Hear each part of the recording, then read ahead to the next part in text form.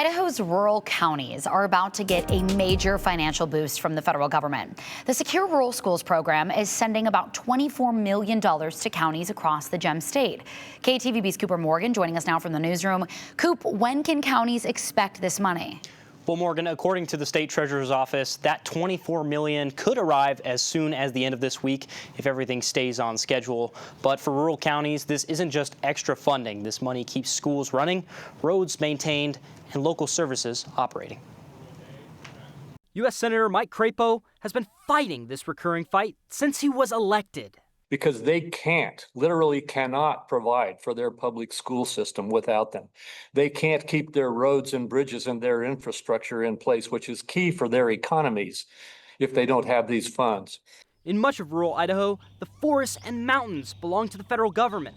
That scenery may be priceless, but it also means huge stretches of land that can't be taxed, leaving counties with a hole in their budgets. Property tax base for these counties is dramatically limited.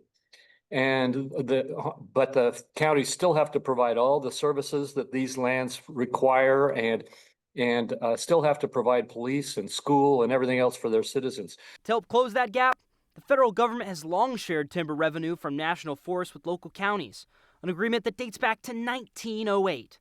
But as timber harvest declined, that funding dried up. That phased out, probably 20 years ago or more, because the timber harvests on federal land were dramatically reduced, and those receipts did not generate the revenue sharing that was necessary for the counties. So in 2000, Congress created the Secure Rural Schools program to replace those lost payments. The problem?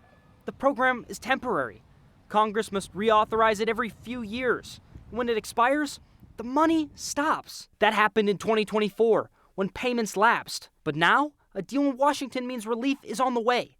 34 Idaho counties will receive about $20 million in back pay for 2024 and $24 million more for 2025, with another payment expected next year. In the Capitol, State Treasurer Julie Ellsworth dishes out funds, and she can see the impact this money has on Idaho's rural counties. For local government and spreading it out through our state, that's a good chunk of money.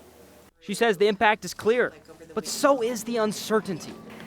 It eliminates your ability to be more thoughtful in how you spend the money because you're not sure if it will be there, and so you can't really rely on it for really needs that you have. For Senator Crapo, he says he's working on that part. We need to quit this lurch and stop system, and we need to get a permanent reauthorization. Treasurer Ellsworth again says that these funds, if they arrive as normal, will be delivered to counties and schools later this week or next week. But as for a permanent solution, those counties will continue to rely on Congress in the coming years, guys. Yeah, Coop, thanks for highlighting that. I think a lot of people don't even know that this program exists, so appreciate it.